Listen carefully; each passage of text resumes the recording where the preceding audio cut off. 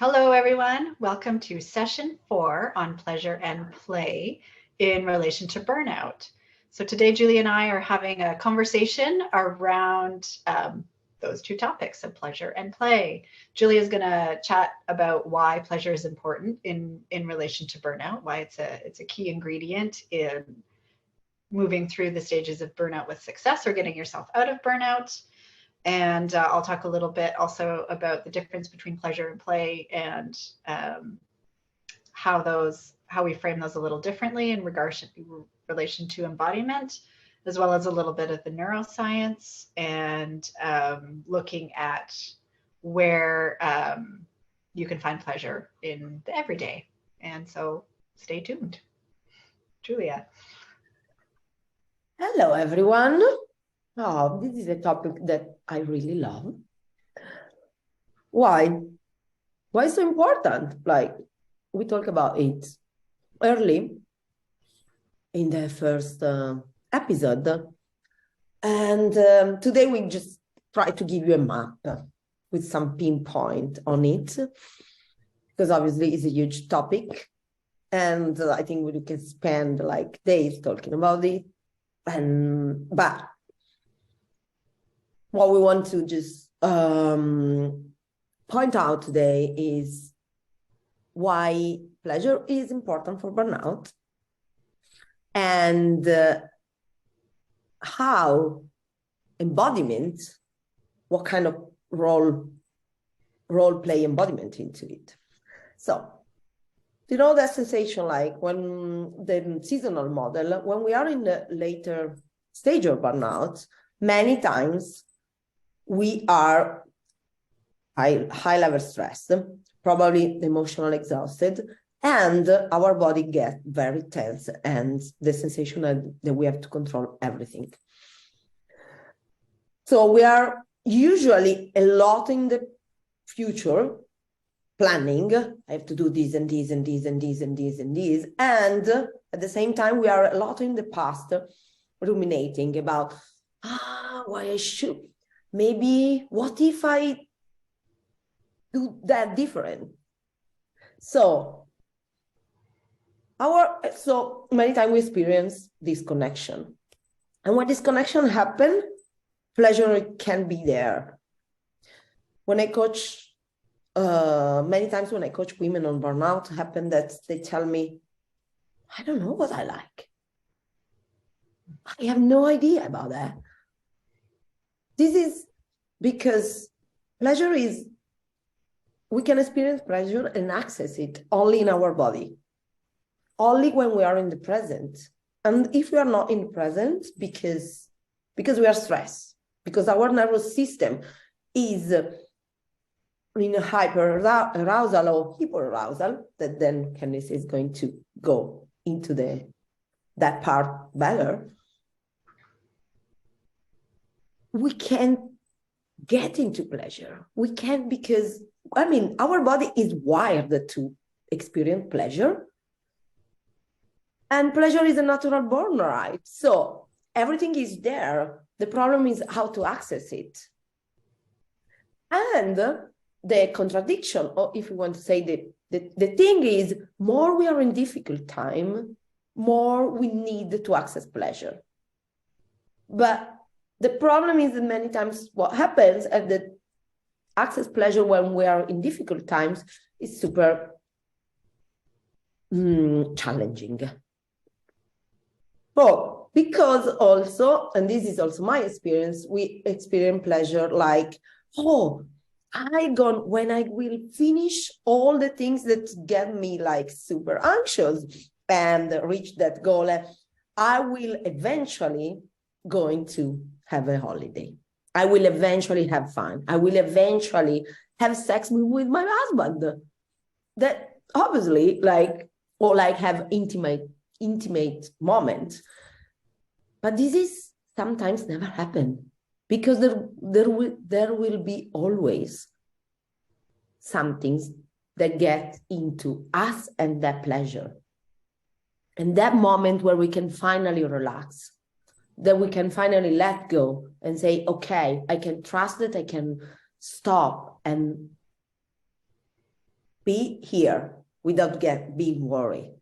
So what we learn and what we love to teach and help women with is how we can practice pleasure, how we can learn pleasure as an activism, pleasure as a thing that I can access and do every day. Starting from everyday life and from my body and from things that I really like, that it doesn't have to be complicated.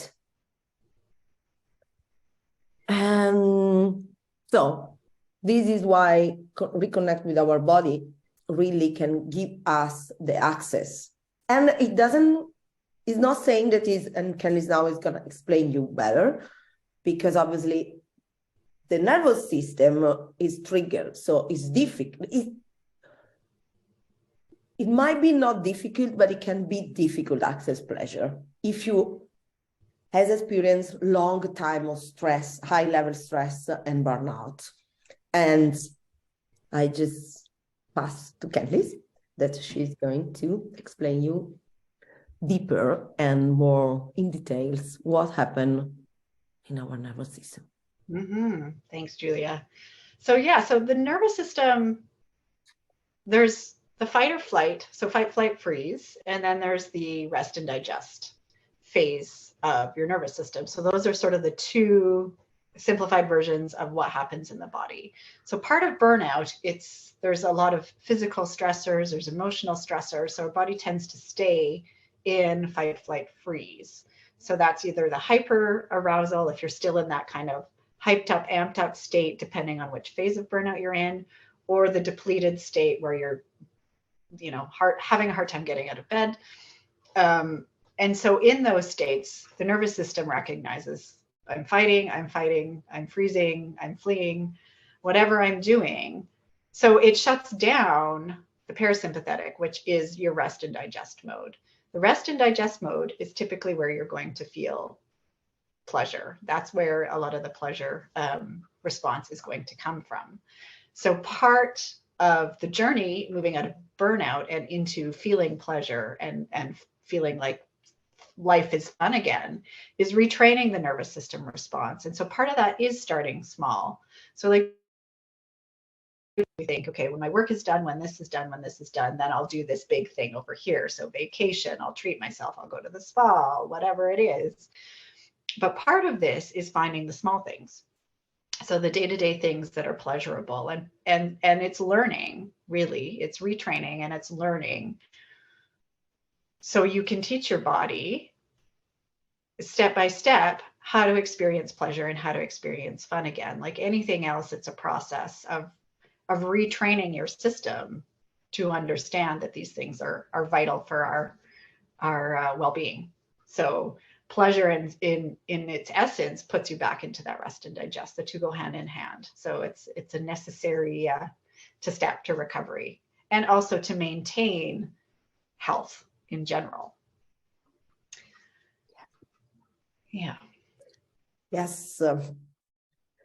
And so the challenge is sometimes how we can build practice that are already linked to someone that we do in our everyday life. Because sometimes we are busy, so we have no time to just, do to the dance class.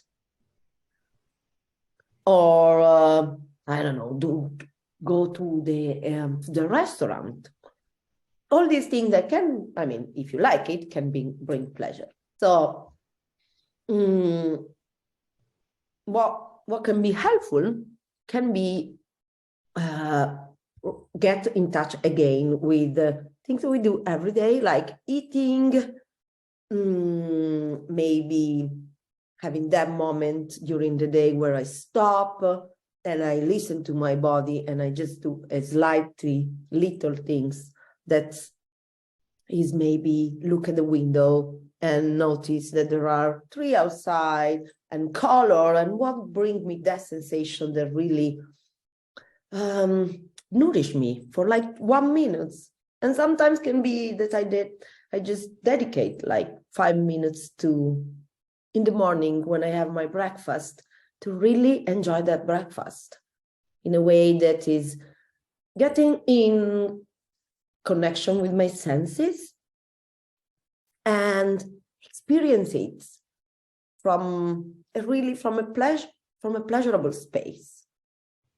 So it could be dancing in the kitchen while I'm cooking for my kids for 5 minutes, getting wild. I mean, it doesn't have to be nothing crazy. Maybe it's call one of my best friends and tell her that I want to just have a chat with her. There are many ways and many little practice we can access to that can help us to access pleasure and rediscover that. I think that is what we really like. Also, if we are in that position that is about, I don't really know what I like anymore. That is totally understandable. Like nothing wrong is happened with you. You're not wrong, is you just disconnected. But you can get connected again. So it's just rewire yourself like an antenna to just detect pleasure around you and inside you. Kandis, want to say anything? Yeah. So part of that, I think, in what Giulia's suggesting, which I love, is to look at what you're already doing in your life. So it's not about piling stuff on top of what already feels like a busy thing and I have to choose this thing over here and it's going to take a long time. It's look at what you're doing. Kind of some of the things we are almost hypnotic in our processes. Like we generally have to eat food in the day. We generally shower and brush our teeth, and maybe we have to go drive to work or walk to work or take our kids to school or whatever it is. So finding those moments of things that you already are doing, and then it's going about them in a bit more of a conscious way about what could I do? How could I engage this in a way that is either invoking the senses for pleasure, like, oh, it's spring and I have that spring smell in the air and there's buds on the trees, or, the breakfast thing, oh, this is really crunchy or yummy somehow.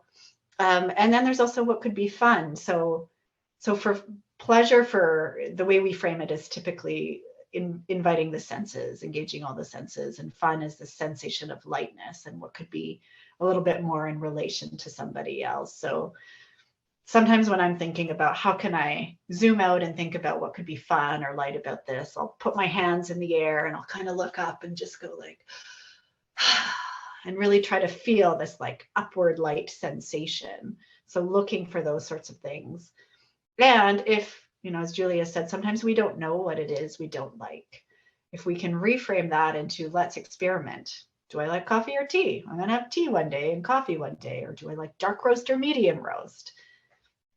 Experiment and see, and start with things that are small and not so overwhelming, so that it becomes the practice and the habit of engaging in the inquiry as to what do I like and what do I want to move towards. So the simple things. Maybe I like mint toothpaste. Maybe I like fennel flavored toothpaste. Like all of these things, we can ask our questions about all kinds of things, just to start the process of figuring out what brings us pleasure and what gives us that sensation of lightness in our bodies. Yeah. So this episode is come to an end, but we will add to the 4th episode as practice 2 meditation, one on the 5 senses that Kandis will guide, and another one on food and pleasure. So sensation, food, and how we can connect with that in a way that can be very sensual. Stay tuned. The meditation will add separately so that you can just enjoy it whenever you want. All right. Thanks, everyone. And our next session after this, we're going to give you tools for each of the burnout seasons. So there'll be a few practices for those specifically. And that will end the 5-session series.